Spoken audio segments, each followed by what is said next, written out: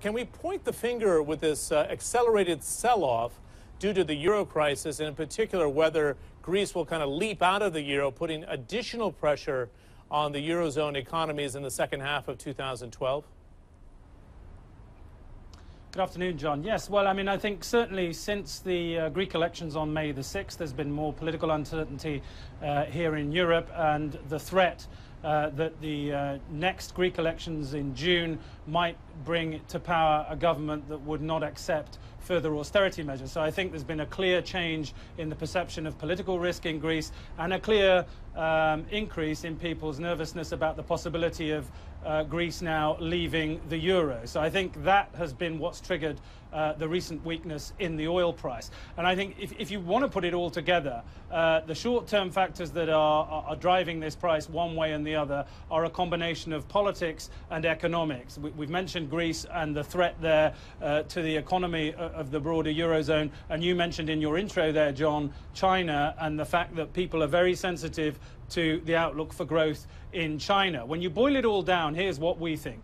We think that as long as the global economy posts GDP growth this year above 3%, and my macro colleagues are confident that that will be the case, then I think oil prices are going to hold an average for the year between $110 and $115 a barrel. I think what you also have to remember is that a lot of the oil exporting nations are looking at prices of around 100 to 110 as the key price where they can balance their government budgets. So I would expect to see, if we see oil prices falling much further down to 100 or below, I think you'd see concerted action pretty quickly from OPEC there. But don't forget, one other thing to throw into the mix, there is a fundamental physical tightness in this market, which we've been talking about.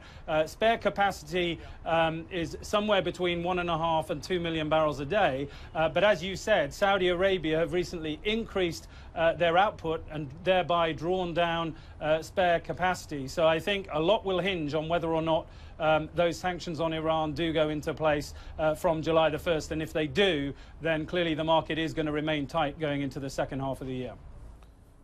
Okay, we have to watch our time here, Mark, but I want to bring up a 6-month chart and look at the sell-off that we've seen. We're almost $20 off the peak of North Sea Brent. And if you listen to what Ali Al-Naimi is saying of Saudi Arabia, we could see another 10% correction on Brent. He was pointing to $100 oil, so we don't stifle the recovery in the Eurozone, and in particular the United States as the #1 customer here in terms of consumption. Should we see greater softness in prices knowing what's happening in the western half of the world?